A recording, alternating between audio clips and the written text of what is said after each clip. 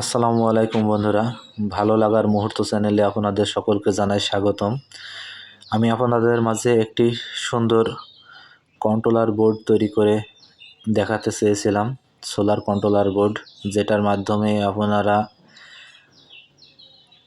Solar থেকে DC আর AC দুই রকম সার্ভিস পাবেন।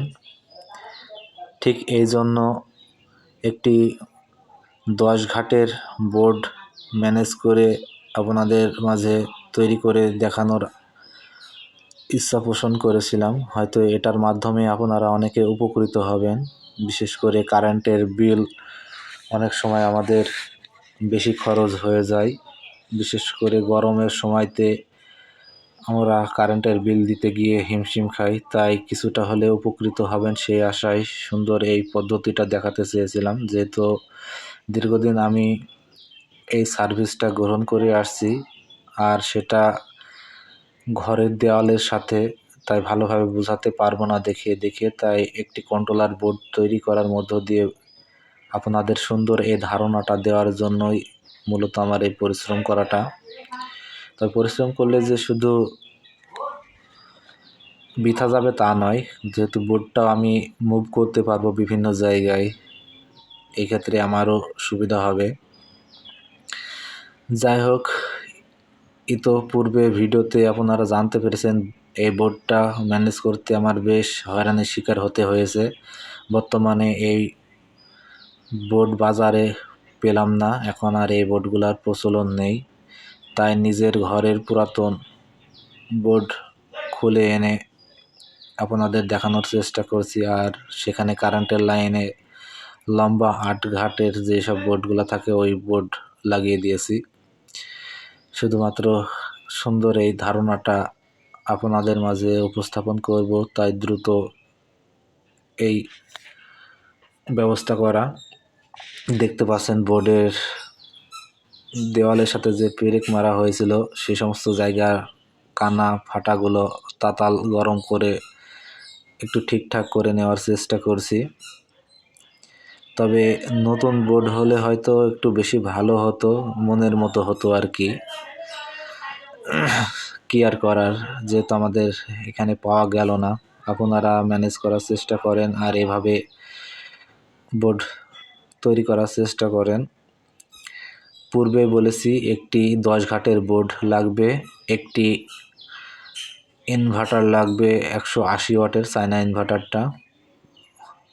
হয়তো দেশি অনেক ইনভার্টার রয়েছে, তবে চায়না এই ইনভার্টারটা সবচেয়ে সুবিধাজনক হবে। ইনভার্টার 500 ওয়াটেরও হয়ে থাকে, আমি 500 ওয়াটের কথা বলবো না, কারণ 500 ওয়াটে একদিকে সার্ভিস পাবেন আর একদিকে পাবেন না, এমন সমস্যা হবে। আর 180 ওয়াটের যে চায়না ইনভার্টারটা রয়েছে এটার মাধ্যমে সার্বিক দিক থেকেই সুবিধা ভোগ করা যাবে। আর কন্ট্রোলারটা নিয়েছি 10 এম্পিয়ারের PWM নতুন যেই কন্ট্রোলার পাওয়া যাচ্ছে ওইটা। আগের কন্ট্রোলারগুলোতে তো বলেছি যেই দিকে ব্যাটারি চার্জ করা হয় সেখানে কিন্তু 12 ভোল্টের কোনো ফ্যান বা লাইট জ্বালাতে পারেন না, এটা হতো না। কিন্তু এখন করে এই 23 সালের যে কন্ট্রোলারটা বের হয়েছে এই কন্ট্রোলারটা এই সার্ভিসটা হয়ে থাকে। তাই সেক্ষেত্রে এই সোলার বোর্ড কন্ট্রোলারটা তৈরি করা বেশ সহজ। আর এই কন্ট্রোলারটার মাধ্যমেই কিন্তু আমরা সকল সার্ভিস পাবো। যে সার্ভিস বোর্ডটা আপনাদের তৈরি করা হচ্ছে সোলার কন্ট্রোলার বোর্ড, এই বোর্ডের মাধ্যমে একদিকে আপনার সোলার লাইন, যে এখন যেই লাইনটা তৈরি করছি তাতাল দিয়ে কানা করছি, ওখানে আপনার সরাসরি সোলারের 18, 20, 22 ভোল্ট থাকবে। মানে সরাসরি সোলার থেকে যে লাইনটা আসে সেই লাইনটা ওখানে থেকে যাবে। সোলারের লাইন দুটা বের করা হবে, একটা উপরের দিকে মানে সোলার ইন করার জন্য, আর সোলারের ভোল্টটা এখানে আউট করার জন্য। আর একটা লাইন থাকবে আপনার কন্ট্রোলার থেকে 12 ভোল্ট, যেটা ব্যাটারির লাইন। ব্যাটারির লাইনে আপনাদের দুইটা সকেট 4টা ডিভাইস ব্যবহার করা হবে, 3টা সকেট, একটা সুইচ, যেখানে 2টা সকেট সরাসরি 12 ভোল্ট সাপ্লাই করবে আর সুইচটার মাধ্যমে আর একটা সকেট নিয়ন্ত্রিত থাকবে, এই জন্য যে ব্যাটারিটা যেন মাঝে মধ্যে অফ রাখতে পারি। যখন আমরা সরাসরি সোলারের 12 ভোল্ট ব্যবহার করব, মানে 12 ভোল্টের ফ্যান ব্যবহার করতে যাব, তখন যদি আমরা সোলারের লাইনটা অফ করে রাখি তাহলে ব্যাটারি থেকে আমাদের চার্জ ফুরাবে না। আর যদি অন থাকে তখন দেখা যাচ্ছে সোলার থেকেও চার্জ নিচ্ছে, আবার ব্যাটারি থেকেও চার্জ নিচ্ছে। তাই রাতের বেলায় দেখা যাচ্ছে আপনাদের ব্যাটারিতে বেশি ব্যাকআপ দিবে না। এই কারণেই মূলত মাঝখানের এই সুইচটা ব্যবহার করা। পরে হয়তো ফাংশনটা পুরো সম্পূর্ণ দেখিয়ে দিব, তার আগে দেখাবো এর ব্যবহার। আর এখন শুধুমাত্র সেটআপের কিছুটা ভিডিও আপনাদের মাঝে শেয়ার করছি।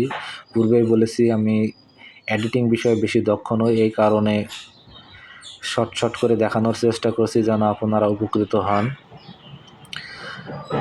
এই যে দেখুন, খুব সুন্দরভাবে কিন্তু সকেট সুইচ সেট করে নিয়েছি। আপনারা ভালোভাবে নাটগুলো এঁটে দিবেন। উপরে যে সুইচটা সকেটটা দেখতে পাচ্ছেন, উপরে বাম পাশের সকেটটা ব্যবহার হবে সোলারের জন্য আর ডান পাশেরটা ব্যবহার হবে কারেন্টের জন্য, অর্থাৎ ডিসি থেকে এসি যেই কারেন্ট সাপ্লাই দিবে। আর নিচে প্রথম সকেট 2টা ব্যবহার হচ্ছে 12 ভোল্ট কন্ট্রোলার থেকে সাপ্লাইয়ের জন্য, সুইচটা ব্যবহার হচ্ছে কন্ট্রোলার থেকে 12 ভোল্ট ব্যাটারি সাপ্লাইয়ের জন্য। পরবর্তী 2টা ব্যবহৃত হবে আপনার কন্ট্রোলার থেকে যেই 12 ভোল্ট সাপ্লাই করে থাকে, মানে আউট করে থাকে কন্ট্রোলার, সেটার জন্য। ওটা মূলত রাত্রের জন্য ব্যাটারি থাকবে, তারপরে ওই 2টাই কাজ করবে, তার আগে ওটা তো কাজ করবে না। এই যে এই 2টা সকেট দেখতে পাচ্ছেন, কর্নারের ডান পাশের কর্নারের 2টা যে সকেট রয়েছে ওই 2টা। আর একদম লাস্টে যেই সুইচটা রয়েছে ওই সুইচটা নিয়ন্ত্রণ করবে আপনার কারেন্টকে। কারেন্ট আপনার ওটা অন করলে পারে কারেন্ট অন থাকবে, অফ করলে অফ থাকবে। এখানে দেখতে পাচ্ছেন এটা ব্যাটারি চার্জ দেওয়ার লাইন, আর উপরেরটা দেখতে পাচ্ছেন এটা থাকবে আপনার সোলার ইন করার লাইন। হয়তো এতে আপনাদের কারেন্ট একটু বেশি খরচ হবে। কারেন্ট যেন বেশি খরচ না হয় বা সঠিক নিয়মে চলতে পারেন সেটাও সুন্দর করে বুঝিয়ে দেব যখন সম্পূর্ণ কন্ট্রোলার বোর্ডটা তৈরি করা হয়ে যাবে, তখন ওটা ভালোভাবে ভিডিও ধারণ করার মুহূর্তেই বলবো, যেহেতু এই মুহূর্তে আমি ভিডিও ধারণ আগে করেছি পরে রেকর্ড করছি। তবে ওই মুহূর্তে বলাটার একটা সৌন্দর্য আছে, ধরে দেখিয়ে আপনাদের ক্লিয়ারভাবে বোঝানো যায়।